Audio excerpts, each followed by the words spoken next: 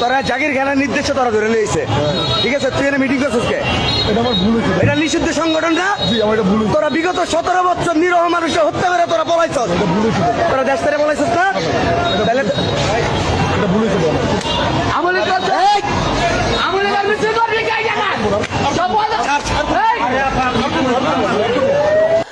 নারায়ণগঞ্জ আওয়ামী লীগের পার্টি অফিসে আওয়ামী লীগের ব্যানার টানানোর অপরাধে যুবলীগের এই ভাইকে সেখানে থাকা বিএনপির শীর্ষ সন্ত্রাসী জাকির খানের মব সন্ত্রাসীরা তাকে ধরে এবং তাকে এভাবে মারপিট করতে থাকে।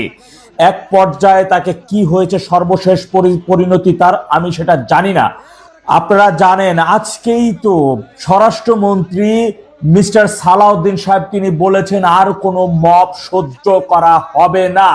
এবার দেখব বিএনপির এই সন্ত্রাসীরা, এই মব সন্ত্রাসীরা আওয়ামী লীগের এই যুবলীগের ভাইকে এভাবে তাকে মারপিট করার জন্য তিনি স্বরাষ্ট্রমন্ত্রী কি করেন, তার প্রশাসন কি পদক্ষেপ নেন।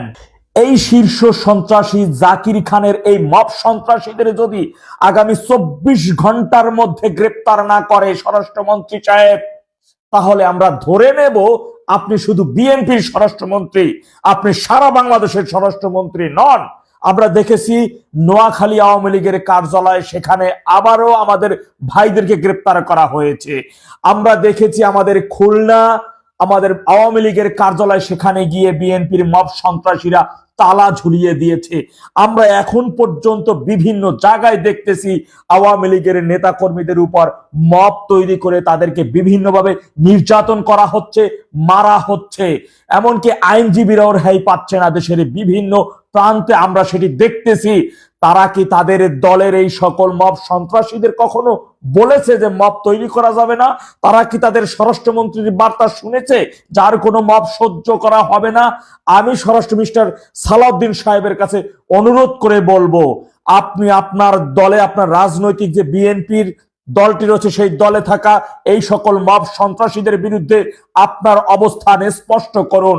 অনতি বিলম্বে তাদের গ্রেপ্তার করে আইনের আওতায় নিয়ে আসুন, নতুবা দেশের জনগণ এটি বুঝবে যে আপনি শুধু বিএনপির স্বরাষ্ট্রমন্ত্রী, আপনি সারা বাংলাদেশের স্বরাষ্ট্রমন্ত্রী নন।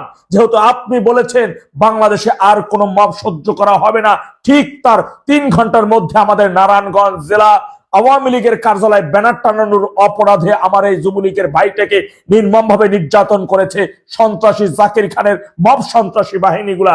আমরা এর তীব্র নিন্দা এবং প্রতিবাদ জানাচ্ছি। অনতি বিলম্বে তাদের আইনের আওতায় এনে দৃষ্টান্তমূলক শাস্তি স্থাপনের দাবি জানাচ্ছি।